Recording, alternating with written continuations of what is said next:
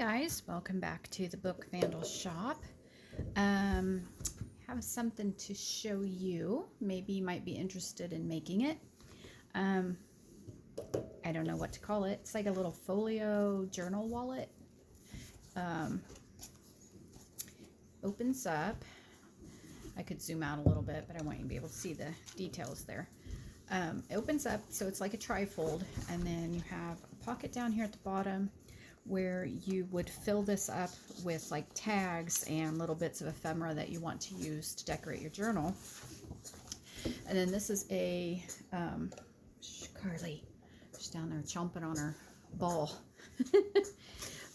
This is a little single signature journal in traveler's notebook size. So I just did a 3-hole pamphlet stitch and stitched the pages together, gave it a cardstock cover. Used a little bit of Tim Holtz fabric tape here on the spine to reinforce it, and then I did not sew it into the wallet part, and the reason for that is I thought this would make a neat on-the-go journal, maybe a neat travel journal. Can poke little bits of things inside the pockets, and then shove it in your backpack or your purse, and then when you've got some time and some moments, you can add those in there. Oops, I'm losing glitter. I had a little thing I was trying to make, like a little glitter shaker tag thing, and yeah, that that didn't go. Needless to say, the desk, the floor, everything's covered in glitter. So anyway, and then you just take the back cover and poke it right back in the pocket there, and everything's portable to fold up on the way. Now, it looks like leather, doesn't it? Isn't that neat? But it's not. It's not leather. It's not even synthetic leather. It is, ready for this? Drum roll. It is a Pepsi box. So I took, let me back this out a little bit. Carly, you and your ball, you are noisy, girl. I took a 12-pack soda can box, Pepsi box, and I just cut it down the busted part, and I opened up the ends. So if you don't drink soda, and a lot of people don't, this is just a really thin, lightweight cardboard. I mean, maybe a millimeter at the most, if that. Okay, that gives you an idea. So what I did, and I'll give you the measurements for this, that way you can make it a standard traveler's notebook size like mine. Okay, so I'm going to give you the measurements. This is an edit on my video. I gave you the wrong ones earlier, so if you noticed a little lag in the video, that's what that is, because I fibbed the first time around. I gave you the wrong ones. So blue, goodness sakes, 12 and 13. It's about 13 3/8 roughly. Okay, I mean, it doesn't have to be exact. So let me write that down for you on something here. 13 3/8. I don't have a long enough ruler to measure that all at one time, but double check one more time. 12 and then 13. Yeah, roughly 13 3/8. Okay, from end to end this way. And then this direction across, I believe, is 9. Let me look. Yeah, it's roughly 9. Okay, so 13 3/8 by 9. If you're not using a soda can box, you will want a really lightweight piece of cardboard measuring 13 3/8 by 9. Okay, don't worry about rounding the corners yet. Just get you your square piece of cardboard. If you are using a Pepsi box, or I mean a soda can box like I am, then your factory folds will work out just fine for your flaps. Okay, you'll use this fold here, and then you'll use that fold there, and you have that cool little seam thing that I showed you right here. Okay, so what you'll need to do is just know where to cut off at the bottom, and I will give you these measurements. Okay, so whether you're using a solid sheet of cardboard or a Pepsi box, you are looking at about 4 1/4 for your bottom flap, 4 1/4. Okay, that was your original, your large measurement for your rectangle. Your bottom flap is about 4 1/4 to the fold. Your center flap is going to be about, and this is just rough, it does not have to be exact. It is about 4 3/4. Okay, 4 3/4 for your middle flap. Okay, so it's slightly bigger than the bottom one. And then this flap, or that's not a flap per se, but you know what I mean. And the front flap here is about 4 1/4, just about 4 1/4.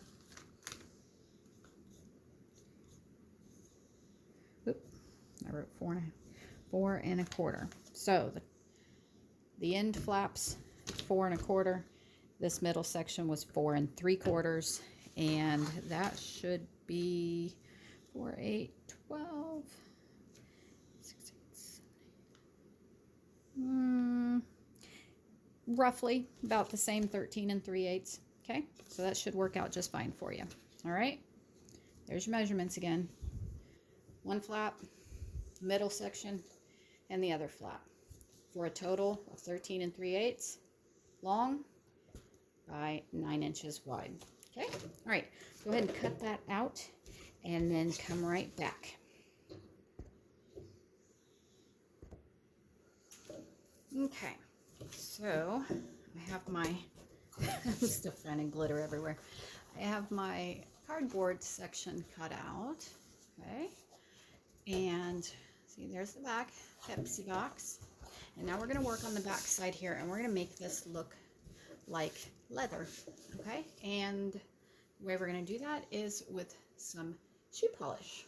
So this just happens to be Kiwi brand in the brown premium instant polish. So it is a liquid shoe polish, but I would think the kind that comes in a can would probably work well too.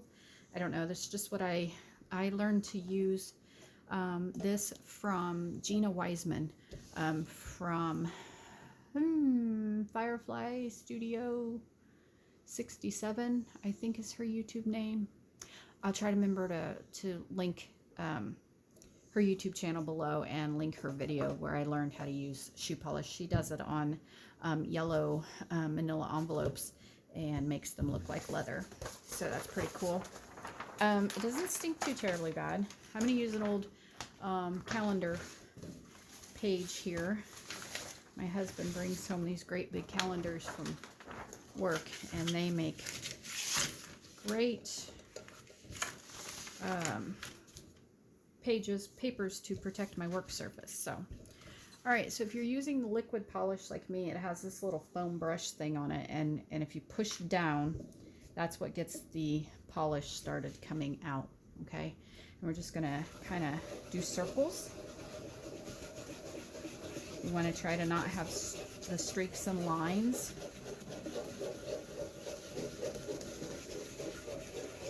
Just kind of overlapping, and it is cardboard, so it will absorb quite a bit of it.